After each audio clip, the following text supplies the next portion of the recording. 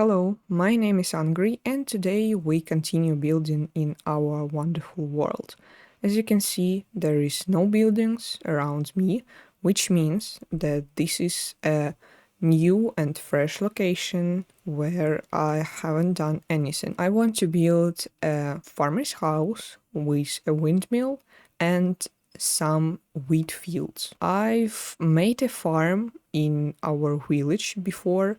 It's pretty great, but I wanted to build a windmill, and you can't really do that in some random place, so I decided to make another farm just to build a windmill. So let me explain how I want to do all this stuff.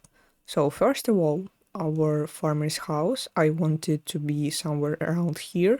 Then I want to place our windmill somewhere around here, not sure where. Make a little path between them, and in the places between all the stuff, put some wheat, which is basically the charm of this location. That's the plan for today. I'm not going to work on something big, just a small but beautiful location to add some interesting stuff to our world and enjoy the process of building. I hope you get the idea of what I'm going for today, and let's get to work.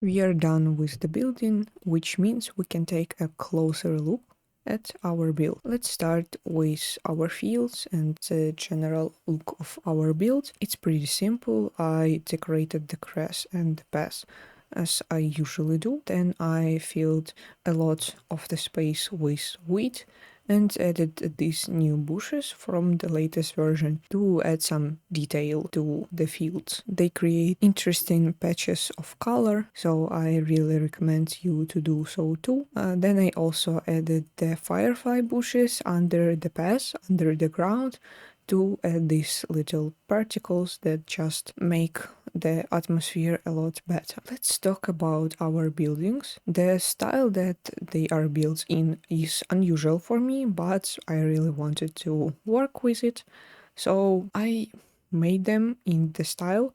I wouldn't call it simple as much as it seems to be. It's pretty hard to do because you have to make the building look detailed without adding too many detail, which is pretty hard to do in general. Let's talk a little bit more about our windmill. This thing that I don't remember how it's called in English is the main point of our build. I took the idea for it from the Pinterest, but still changed it to match our style a little bit better. And then the main building is just tower from the stone with different variation of it, and the brick roof with different blocks to mix it up. Then on the bottom I added this mossy stone and also used walls to add these little patches so that the moss and the walls visually give this building a little bit more age. Let's take a look on our interior. It's not detailed as much as it could be because in my opinion the windmill should be more functional than beautiful, so the interior is pretty simple.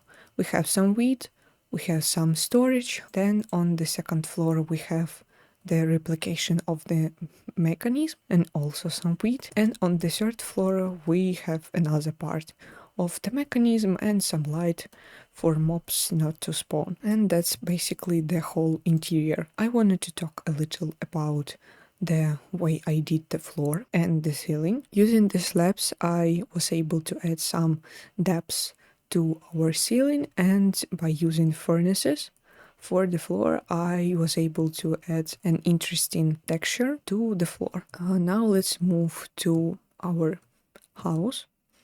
So we have the main building, then we have an extension right here and another extension right here with a little cart that our farmer uses every day, and then we have this small area with the storage. When we walk into our house, the little kitchen welcomes.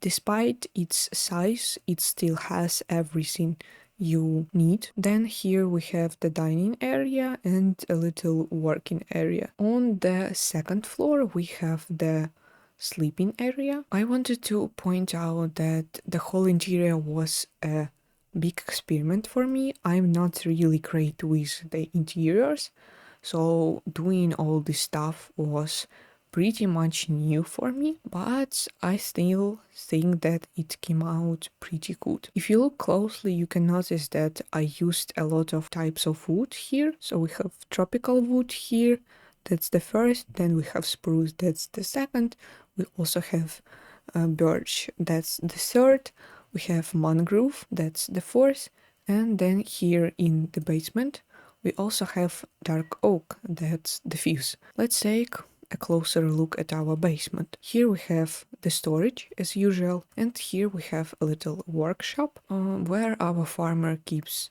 all the necessary instruments. I also wanted to point out the way I worked with the height of the floor and the ceilings in this build. Basically, it was a really great way to separate the different areas of the house. Even though there is no wall, basically your eye still separates these two spaces just because you have this difference in the height of the floor. So I would call this technique pretty useful and I recommend you do it for your areas or rooms in your house to be a little bit more separated. That's pretty much it. I hope you enjoyed this video. Share your thoughts on the build in the comments. Also, if you have any questions, feel free to ask them in the same comment section. If you enjoyed the video, leave a like, and I'll see you in the next one. Thank you for watching.